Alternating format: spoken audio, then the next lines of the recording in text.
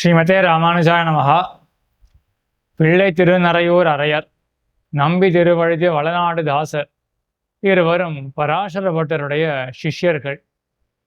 இருவரும் பகவத் விஷயத்தை ஆலோசனம் பண்ணி கொண்டு எழுந்தருளியிருந்த காலத்துல ரெண்டு பேருக்கும் ஒரு சந்தேகம் வந்ததாம்.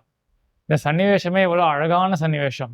ஒரு சுவாமி அரையர் சுவாமி, பிள்ளை திருநறையூர் அரையர், மற்றொருவர் தாசர் நம்பி சுவாமி, நம்பி திருவழுதி வளநாடு தாசர். இருவரும் பட்டருடைய சச்சிஷ்யர்கள். ரெண்டு பேரும் கூட சேர்ந்து பகவத் விஷயத்தை ஆலோசனம் பண்ணி அப்பொழுது ஒரு சந்தேகம் வர தங்களுடைய ஆசாரியரான பராசர பட்டரை அணுகி இந்த சந்தேகத்தை தெளிந்து கொண்டார்கள். என்ன சந்தேகம் ஏற்பட்டது இருவருக்கும் என்றால், வேப்பம்பூவானது வேம்பானது அது முதிர முதிர கைக்குமா போலே, அதாவது வேப்பம் இருக்கே, அந்த வேப்ப மரமானது முதிர முதிர அதனுடைய இலையோ இல்லாட்டி இதனுடைய கொழுந்தோ ஏதோ ஒன்று அது மிகவும் இன்னும் என்ன ஆகும்னா அது கசப்பாக ஆகும். அதே போலதான் இந்த சம்சாரத்துல இந்த ஜீவாத்மா பட பட மேலும் மேலும் இருக்க இருக்க இதற்கு விஷயாந்தர பிராவண்யம் இன்னும் அதிகரித்து கொண்டே போறது.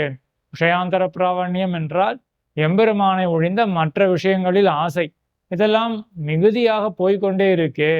அப்பேற்பட்ட இந்த ஜீவாத்மாவுக்கு மோட்சம் உண்டா அப்படின்ற சந்தேகம் வருதேன்னு ரெண்டு பேரும் போய் பட்டர் இடத்துல கேட்கிறார்கள். தாத்பரியம் என்னன்னா, அந்த வேம்பானது முதிர முதிர எப்படி அதற்கு கசப்பு ஏறும், கசப்பு ஏறினால் அதை யாருமே ஸ்வீகரிக்க மாட்டார்கள். அதே போலதானா இந்த ஜீவாத்மாவை எம்பெருமான் ஸ்வீகரிக்கணும். எம்பெருமான் திருவடிகளில் விழும் பொழுதே இது ஒன்றும் பரிசுத்தமான ஜீவாத்மானா இல்லை. சரணாகதி பண்ண போகும் பொழுதும் கூட எத்தனையோ அழுக்குகள் இருக்கு. அதற்கு பிறகு இந்த சம்சாரத்திலே படுகிறது இந்த ஜீவாத்மா.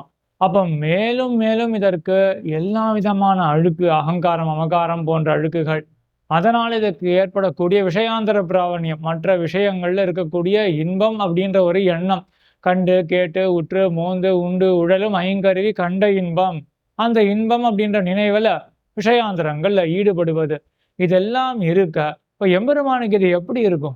வேப்பங்கட்டிய போல தானே இருக்கும். இது போக்கியமாகவே தோணாதே. இந்த ஆத்மா மோட்சத்துக்கு போகுமா அப்படின்னு இருவருக்கும் சந்தேகம். அப்பொழுது பட்டர் அருளி செய்கிறார், அப்படி நினைக்க வேண்டாம், நிச்சயமாக எம்பெருமான் இதற்கு மோட்சம் கொடுப்பான். ஆனால் இதே நிலையில எம்பெருமான் ஸ்ரீவைகுண்டத்துக்கு அழைத்து கொள்ள முடியாது. ஏன்னா அந்த போகியத்தை இல்லையே இந்த ஆத்மாவுக்கு. இந்த ஆத்மாவுக்கு இப்போ விருப்பமே கிடையாது. அதாவது இன்னொன்னு ஞாபகம் வச்சுக்கணும், இப்போ பிள்ளை திருநறையூர் அரையரோ இல்லாட்டி நம்பி திருவழுதி வளநாடு தாசரோ இவர்கள் தங்களுக்கே இந்த தன்மைகள் உண்டு அப்படின்னு நம்ம நினைக்க கூடாது. நமக்காக கேட்கிறார்கள் என்றும் வைத்துக்கொள்ள வேண்டும். அப்ப நம்ம வைத்து பார்த்தோமே என்றால் அப்ப என்ன தெரிகிறது, நாம் இருக்கக்கூடிய நிலையில நாம் ஸ்ரீவைகுண்டத்துக்கு போனால் எம்பெருமானுக்கு என்ன பயன் இருக்கு? நம்ம எம்பெருமான் அனுபவிக்கவே மாட்டோம். நமக்கே போர் அடிச்சு போயிடும். 2 நிமிஷம் ஸ்ரீவைகுண்டத்துல இருந்தோமே என்றால் அதற்கு மேல திரும்பி நம்ம அகத்துக்கே வந்துடலாமா அப்படின்னு தான் தோணும். இப்போ நம்ம ஏதாவது திவ்ய தேசத்துக்கு போனோமே என்றால் அங்க 2 நாள் இருக்க முடியறதா? அங்க எம்பெருமான அழகா சேவித்து கொண்டு இருக்கலாம். ஆனா நமக்கு நம்மளுடைய அகத்தினுடைய அந்த சுகம், அந்த ஹோம் கம்ஃபர்ட் இருக்கு, அதை மிஸ் பண்றோமே, மறுபடியும் அகத்துக்கே போயிடலாமே அப்படின்னு தானே இப்போ தோன்றது. இப்படிப்பட்ட நம்மை ஸ்ரீவைகுண்டத்துல உக்காத்தி வைத்தானே என்றால் அங்கிருந்தும் திரும்பி வந்துடலாமா? நச்சபோனராவர்த்ததேன்னு இருக்கு. அந்த சாஸ்திரத்தையே மாத்தி நான் திரும்பி இங்கே வந்துடுறேனே அப்படின்னு நமக்கு தோணும் இல்லையா? இப்படி இருக்கக்கூடிய நமக்கு எப்படி மோட்சம் கூடும் அப்படின்னு தான் உண்மையான கேள்வி. அப்போ பட்டர் அருளி செய்கிறார், நல்ல பிரபன்னர்கள், நம்ம போல இருக்க வேண்டாம், நம்ம காட்டிலும் நல்ல உயர்ந்த அதிகாரிகள், பிரபன்னர்கள், உண்மையான ஸ்ரீ வைஷ்ணவர்கள், அதாவது சரணாகதி பண்ணவர்கள் அப்படின்றத எடுத்துக்கொள்வோமே. அப்படிப்பட்டவர்களுக்கு எம்பெருமான் என்ன பண்ணுவான் அப்படின்னா, கடைசி நிலையில இந்த சரீரத்துல ஒரு உபேட்சையை பிறப்பிப்பான், ஒரு வெறுப்பை பிறப்பிப்பான். ஆகையினாலதான் நல்ல அதிகாரிகளாக இருக்கக்கூடியவர்கள், சரணாகதர்கள், எம்பெருமான் திருவடிகள்ல நல்ல ஞானம் பெற்றவர்கள், அப்படிப்பட்டவர்களுக்கு கடைசி காலத்துல சில பேருக்கு பயங்கர கஷ்டம் அனுபவித்து கொண்டு போகிறத நாம பார்க்கிறோம். உதாரணத்துக்கு சொல்ல வேண்டும் என்றால் அபசாரமாக இருக்கக்கூடாது, ஆனால் அடியன் கேள்விப்பட்டது என்ன அப்படின்னா, கீர்த்திமூர்த்தியாக எழுந்தருளியிருந்த கார்பங்காடு சுவாமி தான் திருநாட்டுக்கு எழுந்தருள்வதற்கு முன்பு தன்னுடைய திருமேனியில் ரொம்ப சிரமப்பட்டார் என்றுதான் அடியன் கேள்விப்பட்டது. ஆக இப்படி பரம ஸ்ரீ வைஷ்ணவர்கள், உண்மையான சரணாகதர்கள், அவர்களுக்கு இந்த கஷ்டம் வருதே எதற்காக அப்படின்னா, அந்த நிலையில எம்பெருமான் என்ன பண்றான்னா திருமேனியில உபேட்சையை விளைவிக்கிறான். இந்த திருமேனியில வெறுப்பு, ஐயோ இந்த வேண்டாம் இந்த சரீரமே அப்படின்ற வெறுப்பை விளைவிக்கிறான். மத்தொன்னு பட்டர் அங்க சாதிக்கிறார். ஒரு பிரமாணம் இருக்கு.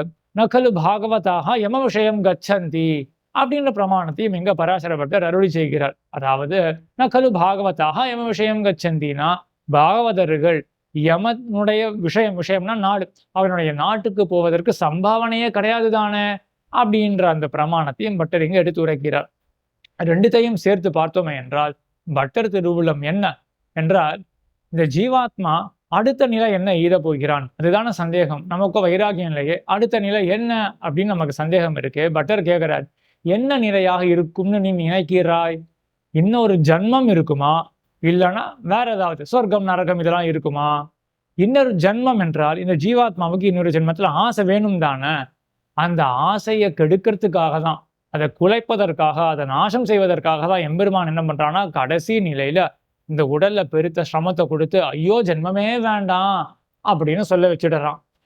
அடுத்த இந்த ஜீவாத்மாவுக்கு வேற ஏதாவது வழி இருக்கான்னா, சொர்க்கமோ நரகமோ என்றால் சொர்க்கத்துக்கு ஒன்றும் போறதுக்கு இந்த ஜோதிஷ்டமா கர்மம் அதெல்லாம் ஒன்றும் பண்ணலையே, அப்ப சொர்க்கம் போக வாய்ப்பே கிடையாது. நரகம், அதற்கு தான் பட்டர் பிரமாணத்தை எடுத்து காட்டினார். நகலு பாகவதாக யம விஷயம் கச்சந்தி, நரகம் போக வாய்ப்பே கிடையாது. அப்ப நீ எங்க தான் போவான்? வேற வழியே கிடையாது, எம்பெருமான் திருவடிகளை தான் அடைந்தாக வேணும். ஆக கேள்வி என்ன, இப்போ எங்களுக்கு அந்த வைராகியம் இல்லையே அப்படின்னு கேட்கிறவர்களுக்கு தாற்பயம் என்ன, இந்த வைராகியத்தை வளர்த்து கொள்ளணுமே, பக்தியை வளர்த்து கொள்ளணுமே அப்படின்ற எண்ணத்தோட கேட்க, அப்படிப்பட்ட அதிகாரிகளுக்கு பட்டர் சொன்ன பதில் என்னன்னா, இப்ப இல்லாத போதிலும் எம்பெருமான் கடைசி காலத்துல என்ன பண்ணுவான் என்றால், இந்த திருமேனியில ஒரு உபேட்சை, ஒரு வெறுப்பை விளைவித்து எப்படியாவது அந்த வைராகியத்தை ஏற்படுத்தி தன்னுடைய திருவடிகளுக்கு சேர்த்து கொள்வான் அப்படின்னு. ஆக நம்ம புரிந்து கொள்ள வேண்டிய விஷயம் என்ன அப்படின்னா, வைராகியம்ன்றது ரொம்ப முக்கியம் அப்படின்றது. இதோட தொடர்பான மற்றொரு வார்த்தை இருக்கு. ஆட்கொண்ட வில்லி ஜீயர், அதாவது எம்பெருமானாருடைய சிஷ்யர் ஆட்கொண்ட வில்லி ஜீயர், அவர் அருளி செய்யற வார்த்தை என்னன்னா, ஒரு படிக்கட்டு கட்டுறார். முதல்ல சம்சாரத்துல அருச்சி விளைய வேணும். இந்த சம்சாரமானது ஐயோ வேண்டாம் இது அப்படின்ற அருச்சி, இதுல ஒரு வெறுப்பு விளைய வேணும். இந்த சம்சாரம் எப்படிப்பட்டதுன்னா, ஸ்வஸ்வாதந்திரியத்துக்கு விளை நிலமாக இருக்கு. நான் எனது அப்படின்ற எண்ணங்கள்லாம் கொண்டு இருக்கோமே, ஏன் இந்த சம்சாரத்துல இருக்கிறபடினாலதான். ஆகையினால ஒரு விதமான அருச்சி முதல்ல விளைய வேண்டும். நான் இப்படியே இருக்க போறேன், நான் கம்ஃபர்டபுளா இருக்கேனே அப்படின்ற நினைவு, இந்த மாதிரி நினைவெல்லாம் பொதுவா எப்போ இருக்கும்னா 20s 30s 20 30ல இருக்கிறவர்கள். அதிலும் கூட ஒரு கால அவர்கள்லாம் அமெரிக்கா, ஆஸ்திரேலியா என்று விதேசத்தில் இருந்தார்கள் என்றால் கம்ஃபர்டபுளா இருக்கு. அந்த ஸ்டாண்டர்ட் ஆஃப் லிவிங் ரொம்ப வசதியா இருக்கு, கம்ஃபர்டபுளா இருக்கு அப்படின்னு தோணும். அப்பவே அவர்களுடைய பெற்றோர்களை பார்ப்பார்கள். 50 60ல இருப்பார்கள். மூட்டு வலி, முதுகு வலி அப்படின்னு கஷ்டப்பட்டு இருப்பார்கள். அதே தான் நமக்கு வரப்போறது அப்படின்ற எண்ணமே இருக்காது. நான் கம்ஃபர்டபுளா இருக்கேன் அப்படின்னு இருக்கும். இந்த 50 60 ஆனா அப்ப என்ன தோணும்னா, கொஞ்சம் முட்டு வலி எல்லா வலியும் வர ஆரம்பிக்கும். அப்பொழுது கூட எப்படியாவது டாக்டரை பார்த்து சரி பண்ணிடலாம் சரி பண்ணிடலாம் அப்படின்னு தான் தோணும். அப்ப தங்களுடைய பெற்றோர்களை பார்ப்பார்கள். அப்ப அவர்களுக்கு 70 80ன்னு இருக்கும். அவர்கள் படுத்த படுக்கையா இருப்பார்கள். ஒண்ணுக்கு போறதுக்கு கூட எழுந்துக்க முடியாது அந்த நிலையில இருப்பார்கள்.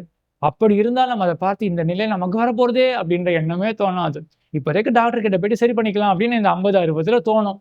அதற்கு பிறகு அந்த 70 80 ஆனா கூட என்ன ஆகும்னா, இப்போ பழகிக்கவே இல்லையா, கம்ஃபர்டபுளா இருக்கு அப்படின்னே சொல்லி எப்படியாவது டாக்டர் கிட்ட போக்கி சமாளிச்சுக்கலாம் அப்படின்லாம் நினைவு பழகினபடியினால, அருச்சி விளையாதபடியினால 80 90 என்ன ஆனாலும் இந்த உடம்பு எப்படியாவது பாதுகாத்துடலாம், உடம்பு அப்படின்னே நினைவோட கடைசியில மறித்தே போயிடுவோம்.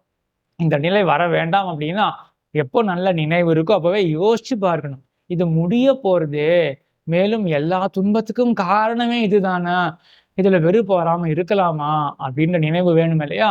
ஆட்கொண்ட வில்லி ஜீயர் சாதிக்கிறார், சம்சாரத்துல முதல்ல அடிப்படையில ஒரு அருச்சி வேணும். அது விளைந்தது என்றால் அடுத்தது என்ன ஆகும்னா, சுரூபத்துக்கு சேரனா எம்பெருமானுக்கே ஆட்பட்டவன். அப்ப கைங்கரியத்துல ருச்சி வரும். அதற்கு பிறகு ஒரு பிராவண்யம் வரும்.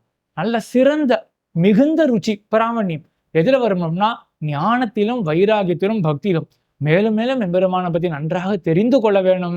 மற்ற விஷயங்களை விட வேணும். எம்பெருமான இடத்துல நல்ல அன்பு செய்ய வேணும், பக்தி செய்ய வேணும் அப்படின்ற நினைவும் கூடவே சேர்ந்து வரும் பிராவண்யம். அப்பதான் புரிஞ்சுப்போம் இந்த ஞானம் பக்தியெல்லாம் எப்படி வரும் என்றால், ஸ்ரீ வைஷ்ணவ சகவாசம், ஸ்ரீ வைஷ்ணவாலோட கூடியிருந்தால்தான் அவ நமக்கு எப்படியாவது இந்த ஞானம் பக்தியெல்லாம் புகுத்திடுவார்கள் அப்படின்னு அப்புறம் தோண வரும். அதனுடைய எல்லை நிலம் பரப்பாக்கம் நல்ல முதிர்ந்த நிலை என்ன அப்படின்னா, இப்பேற்பட்ட ஸ்ரீ வைஷ்ணவர்களுக்கு பரமமான எடுத்துக்காட்டு யாரு? நித்திய சூரிகள் முக்தாத்மாக்கள். அப்படிப்பட்ட நித்திய சூரிகள் முக்தாத்மாக்களோட நான் எப்போ கூட போறேனோ, துளிக்கின்றவான் இந்நிலம் சுடராழி சங்கேந்தி அழிக்கின்ற மாயப்பிரானடியார்கள் குழாங்களை உடன் கூடுவது என்று கொலோ அப்படின்னு ஆழ்வார் கேட்ட ரீதியில அந்த நித்திய விபூதிக்கு நான் எப்போ போறேன் அப்படின்ற அந்த ஆவல் வரும். அதற்கு பிறகு திருநாட்டுக்கு போக வேண்டியதான் அப்படின்ற இந்த படிகட்ட ஆட்கொண்ட வில்லிஜீயர் காட்டி அருளினார். ஆழ்வார் திருவடிகளே சரணம், எம்பெருமானார் திருவடிகளே சரணம், ஜீயர் திருவடிகளே சரணம்.